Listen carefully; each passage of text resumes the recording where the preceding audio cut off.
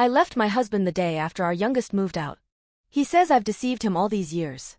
My F49 husband, M51, cheated on me. It was 10 years ago when I got a call from school saying that our youngest, then 9, was sick and needed to go home. When we arrived, I heard them in our bedroom.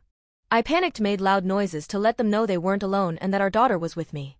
I'm crying just writing this. I still cry whenever I remember that day. The first year after that was the hardest on me.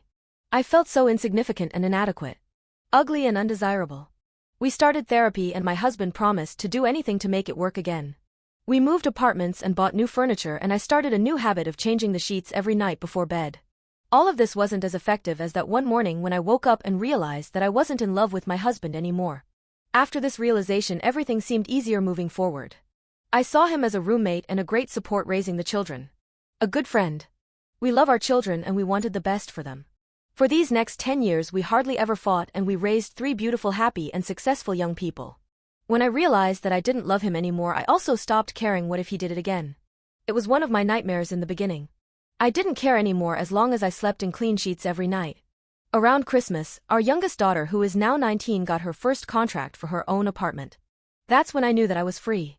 I also set in motion my plans of moving out and getting my divorce. I found myself an apartment too, and I thought my husband can live in our apartment until we settled everything up. When I told him and handed him the divorce papers, he was in shock, and when I moved out the day after my daughter, on April 2nd, he was even more shocked and distraught. Now he is telling me that I have deceived him all these years, acting like I was fine when I wasn't, while he lived in regret every day for how he hurt me. I am cold and calculated, and I am vindictive. I don't recognize any of these accusations. I don't see things that way. I saw it as me, and him of course, doing the best with what I was dealt to make a happy and content life for our children, our whole family really, and I think that I succeeded.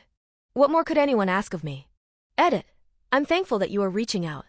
I'm sorry I can't chat with all of you. I will try to answer women/men who are went through similar situations, and I want to help. Yes, we still had sex. It started again 2 to 3 years later. We used protection because I wouldn't let him touch me without. I said we hardly ever fought, but if we did, it was about sex and the condoms. Also, it went from 2 to 3 times a week to 2 to 3 times a year. In my mind, if he cheated when we were very intimate and active, he was probably cheating now. It bothered me less and less with years. I don't know how long they were sleeping together. I don't know who she was. I never wanted to know. I just saw her once, and that was the only thing I didn't want to know in therapy. I don't know if he still slept with her or others. I just assumed he did because it was easier for me to expect the worst. I never said love you to him again. Something we used to say often before. He continued saying it and always told me that he would wait for me to say it back. I didn't need to leave to find happiness sooner.